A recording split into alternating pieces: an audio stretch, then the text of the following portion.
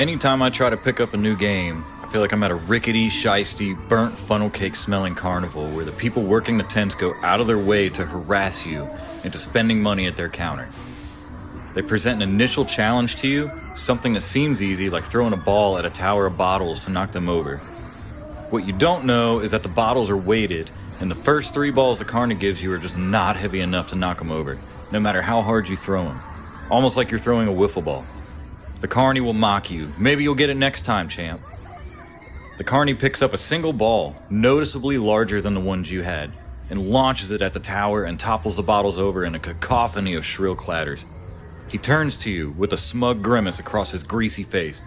All you gotta do is buy the Big Balls DLC pack and you can knock the bottles over too.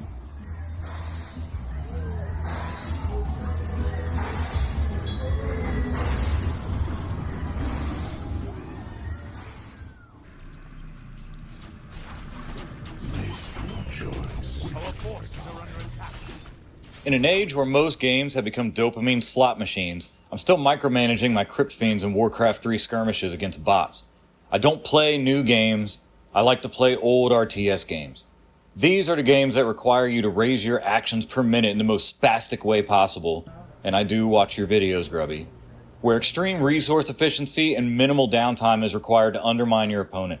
Where teching up the wrong tree means you just lost the entire match and you won't even know it until you're watching your base get shit on by frostworms. I enjoy how absolutely meticulous and punishing these games can be. Why? I don't know, maybe I'm just sick in the head. Or maybe, and hear me out, maybe I just miss games that respect me. Not in a, here's your $1,000 deluxe Founders Pack, my lord, kind of way. I mean respect in the form of challenge. Of trusting me to figure it out without some blinking UI element telling me what to do every 15 seconds.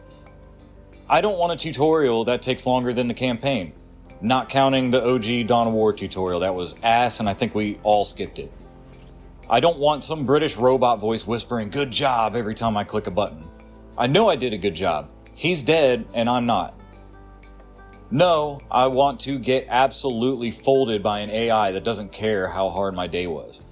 This is the reason why the only other games I tend to pick up are games like Dark Souls, Kenshi, Ultima Online Outlands, Rust, etc.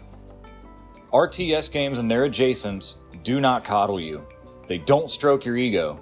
They say you messed up. That build order was trash. You overextended. You didn't scout. Now take this L, go watch another Grubby vid, and go do it again.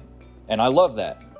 I don't play games to be pampered. I play to solve a problem at 300 APM while sweating through a match against someone that can outpace me and still find a way to talk shit in between the actions. I play for the 20-minute standoff that ends in a perfectly timed base trade. I play for the satisfaction of defending a choke point with 2 basilisks and a whole mountain of guardsman bodies. And here's the kicker, I'm not even really good at these games.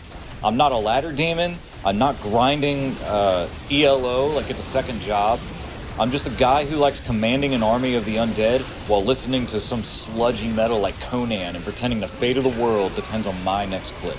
So let's talk about Dawn of War and Warcraft 3 for a second, because if you were there, you remember. Dawn of War wasn't just a game, it was a vibe. It was blood, it was metal, and a choir of screaming space marines yelling, "For the Emperor!" at full blast while you blitzkrieged a heretic outpost with Grey Knights and Dreadnoughts. That intro cinematic alone, it lived in your spine. It made you want to take up your las rifle and face the horrors of the universe in the name of humanity. This game is a cultural artifact, one that the Mechanicus will inevitably hoard as if it were an STC when our timeline finally makes it to the 41st millennium. It didn't hold your hand. It handed you a chainsword and told you to purge some Xenos. The squads felt chunky and alive. The animations, brutal. Absolutely brutal. Watching a Khorne Berserker chainsaw guardsmen into red mist wasn't just satisfying, it was personal. You clicked that unit, you gave that order. That blood is on your hands, General, and you zoomed in to watch it. In Warcraft 3? Oh man. That was my entry drug. That was my first time feeling like I had an entire world under my command. The first time I played an RTS for the story. Arthas walking into Stratholme to purge the city, that wasn't just a plot point, that was a core memory for me. I remember the mission, the culling. I was a kid back then. I would always try to turtle up and build a huge, impenetrable base. So it took me a long time to figure out how to beat that mission. It was the first time the campaign made it necessary for you to be hyper-aggressive. It was such a huge tonal shift in the way you were normally playing your army up to this point, and it fit the narrative that Arthas was slowly succumbing to his madness. That was the moment video games grew up for me. No more saving princesses, we're talking about moral ambiguity, genocide, the fall of a prince to the Lich King. To experience the story like this before World of Warcraft even came out, and then to see Wrath of the Lich King drop, that was such a surreal experience for me. And don't even get me started on the sound design. Those deliciously sarcastic unit responses like, Work, work. Me not that kind of orc. Something you doing? Leave me alone. Me busy. They made the rest of the world feel alive, lived in, and pretty funny. You weren't just selecting units, you were getting roasted by them sometimes. And the maps, every tree could hide a strategy, every creep camp could be the beginning of your snowball or your downfall. The pacing, the rhythm of macro and micro, the base building ballet while trying not to get ganked by a blade master, it was chaos, but it was absolutely beautiful. There was nothing quite like it.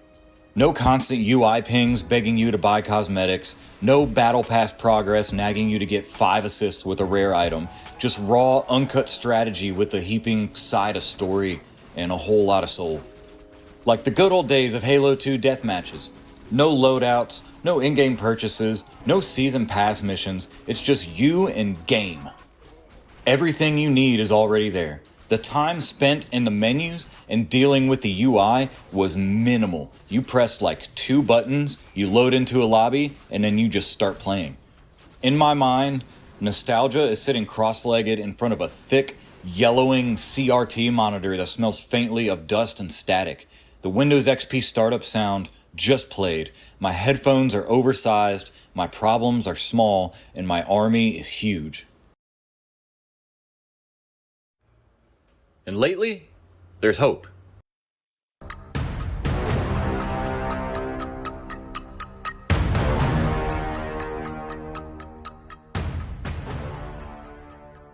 Games like Beyond All Reason are proving that the genre doesn't need loot boxes or season passes to thrive.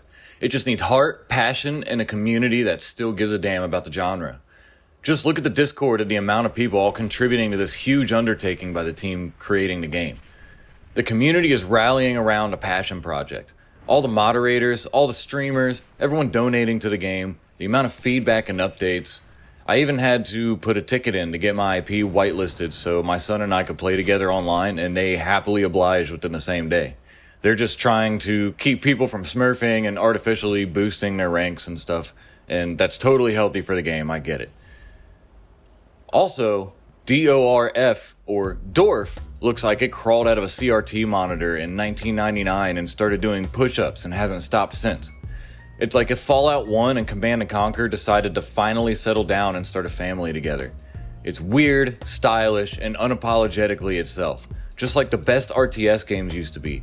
Absolute peak art direction. So yeah, everyone can have their skins and microtransactions. That's how some of these games and teams of developers have learned how to survive. I wish it didn't have to be that way, but I understand it. There's something out there for everyone, and I'm not going to say that the games you enjoy are not worth enjoying. But in the meantime, I'll be over here trying to get Tech 2 by 11 minutes so I can run a jammer Fat Boy combo to kill the enemy's artillery, and then shove my welders through to tear their economy up before they can get a nuke ready. Because in the world of RTS, your attention, the next move you make, your skill matters, your strategy matters. You, as long as you got a good eco going, you matter. And maybe that's what I feel has been missing lately, is the game having respect for your intelligence and demands that you keep coming back because you're better than that. You can and you will figure out how to micro your units better. You can squeeze out just a little more efficiency from your resources, and you can find a way to rush a nuke by 7 minutes.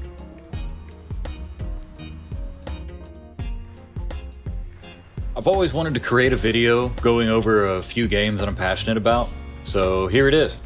If you like this video, enjoyed my commentary, or just want to support a small content creator, leaving a like and clicking subscribe are just two small things that can make a huge impact, and I appreciate even that you made it this far. So I'll keep making content, releasing videos, and try to keep them on a schedule that I can handle, and I hope to see you back when they get published. So I hope y'all have a good one. Take care.